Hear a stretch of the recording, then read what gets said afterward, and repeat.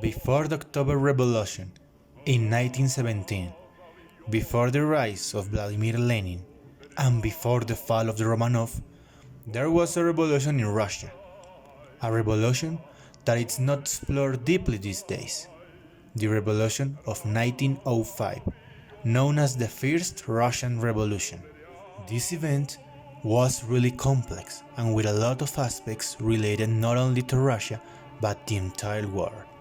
However, between all the movements that occurred, there was a particular uprising that was immortalized in different medias, the Potemkin Uprising. This video is going to make particular emphasis in the movie adaptation of this event, the movie that has the same name, the Potemkin Battleship, by Sergei Eisenstein in 1925, and why it's one of the most important movies in the history of cinema. Therefore, the research question that this video wants to answer is, how did the Potemkin Battleship movie impacted in the development of cinema during the beginning of the 20th century?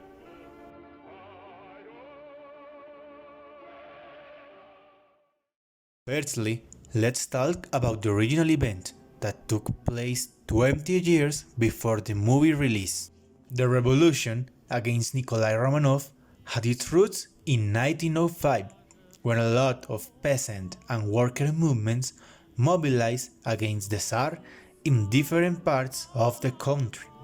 The complaints were diverse, and some of them similar to the ones that kick-started the October Revolution years later. The famines, the agricultural problems, the excessive taxes, and the aggressive industrialization were relevant topics in the protests.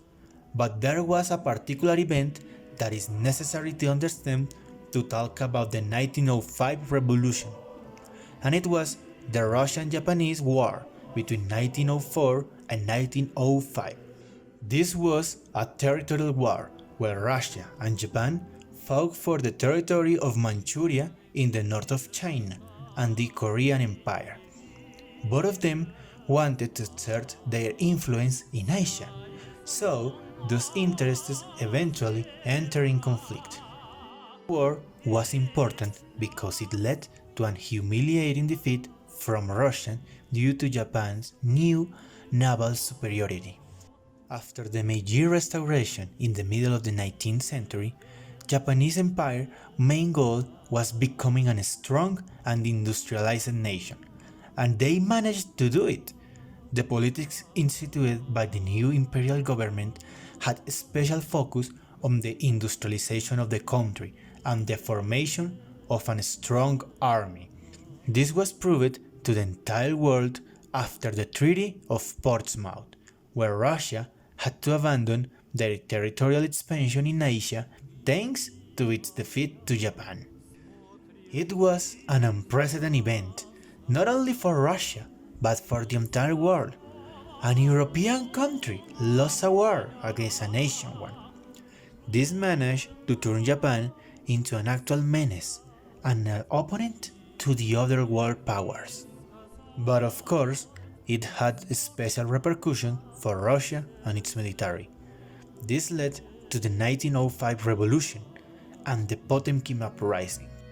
The Potemkin was a steel beast, a battleship from the Russian Empire that was the scenery of a mutiny by its own crew.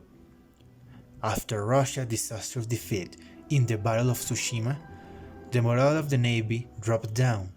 This, added to the terrible conditions that the personnel had to endure, led to the dissatisfaction of the people and the takeover of the sailors. Then they went to Odessa, but they shortly had to leave. They were being hunted down by the Russian army, so they couldn't rest too long. The ship tried to flee to Romania, but after the negative of supplies, they tried to seize other cargo but were quickly defeated. The few survivors had to surrender, and the ship returned to Russia by the Romanian government, where it was renamed Pantelimon. This was the rise and the fall of Potemkin Uprising, an event that was immortalized with a lot of romanticism by Sergei Eisenstein.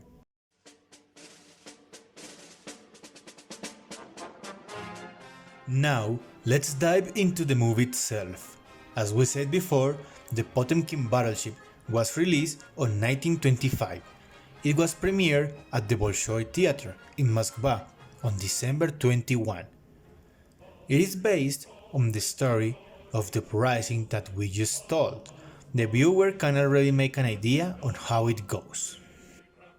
The movie starts showing the extremely poor conditions that the sailors must endure, to the point that their commanders, the figures of power, tell them to eat meat soup infested with maggots. For obvious reasons, the sailors decline the offer, and thanks to it, a group of them are sentenced to being shot at the stern of the battleship. What the commanders didn't have in account was the fact that the soldiers that were about to kill the unruly sailors and all the battleship members were akin to the protest. They didn't want to eat the maggots, they wanted to fight for their rights, and that's what they did. That's how the uprising started. The sailors killed or threw to the sea all the figures of power. However, before the final takeover of the ship, Grigory Bakulenchuk, the central figure of the revolution, was killed. His death is an amazing example of how the cinematographic language can be used to share emotions. Despite not hearing a single word, Eisenstein managed to deliver the almost holy feeling of Bakulenchuk's death. This figure was supposed to guide the revolution, but now he's dead, and all that's left is grim. The crew then heads towards Odessa, where they are received as heroes, gaining the favor of the people. Here, they awake the revolutionary feeling of the crowd. They bring the corpse of Bakulenchuk and put it in a public burial with the single message, "Kill for a spoon of soup." The crowd starts screaming against the Tsar and glorifying all those who died for the revolution, while the sailors aboard the Potemkin again. This clamor do not last long, because the Tsarist army arrives to the place and gives opening to one of the most iconic scenes in all history of cinema, the stairways of Odessa. The army shoots. It massacres the entire crowd, men, women, kids, it doesn't matter. They kill everyone. They slaughter every single person there in what is one of the most beautiful and well-constructed scenes in cinema, but we will talk about that in a moment. The Potemkin managed to escape, only to find other army battleships.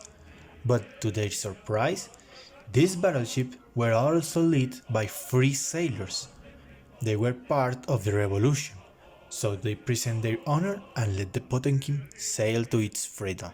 This marks the end of the movie, and let me say it again, it's a fantastic audiovisual product that can be watched by anyone. It has its romanticization of the events and even big difference with what truly happened, but this video is not about that. This video searches to show its importance to the development of cinema, which is even better. In the beginning of 1922, Eisenstein visited his friend, the actor Leonid Obolensky, and listened attentively as he described Lev Kuleshov's recent cinematic experiments. Eisenstein had only one urgent question for Obolensky: how are different parts put together? This first reaction to the idea of cinematic montage, later to eventuate in a number of Eisenstein's direct interactions with Kuleshov, will influence all of Eisenstein's future engagement with the films. This idea of putting different parts together into one story that has sense is what gives life to the cinema. The construction of a narrative with the cut and reconstruction of different scenes is a concept that movies these days still use. It's not a coincidence how some scenes go one after another. For example, the maggots and the power figures, or the Tsar army, massacre, and the close-ups to the dying crowd. These are iconographic elements that are built in a cinematographically technique with the intention to show a political message. Eisenstein also managed to play with the optical effects, the stairway of a Dehesa being a prime example of that. The way different angles are edited one after another managed to create the effect that these stairways are way longer than they actually are. In the second part, great psychological tension is created when Marines are summoned to execute the protesters, and the mutiny begins. Here, wide shots are juxtaposed with extreme close-ups as the ship's old, white-bearded priest prays from the condemned. This intercutting between the priest tapping his palm with a crucifix and a junior officer nervously patting the handle of his sword hits at a tension with the church and the Tsarist state. There's a lot of complexity behind Eisenstein's work. Ángela Bedoya, teacher of Del Rosario University, knows about this topic and it's going to illustrate us a bit more about this development in cinema. This interview is in Spanish, so please pay attention to the subtitles. Se dan cuenta que la imagen tiene un poder enorme, más allá de simplemente mostrar algo que está sucediendo. Eisenstein, dentro del acorazado de Potemkin, utiliza diferentes tipos de montaje que efectivamente, pues como ya lo decía, se siguen trabajando hoy en día y se siguen estudiando hoy en día.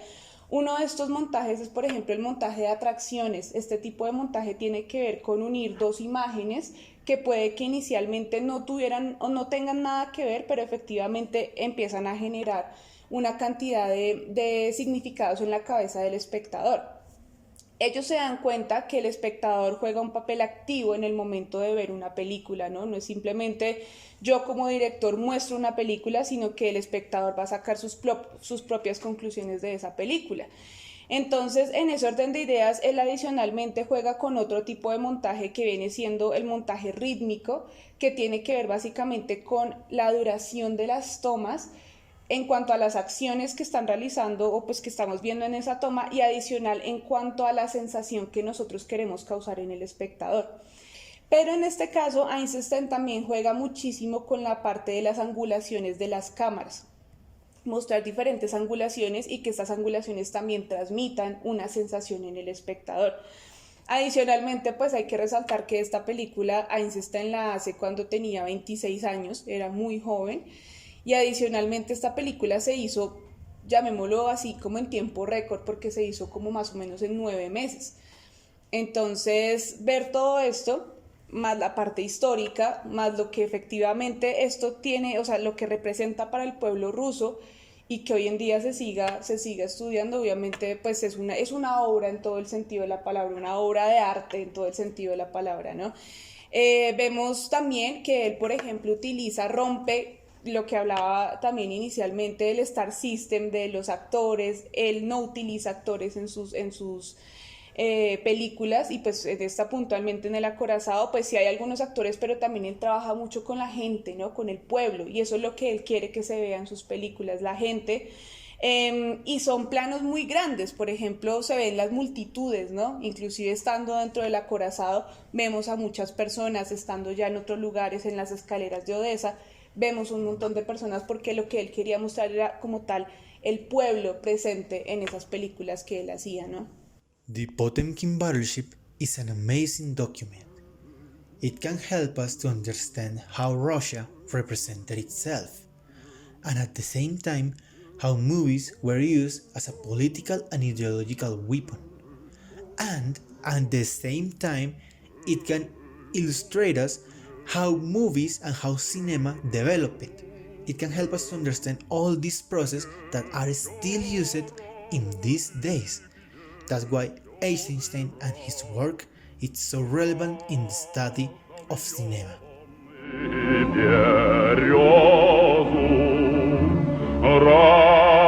Разовьённый кудря.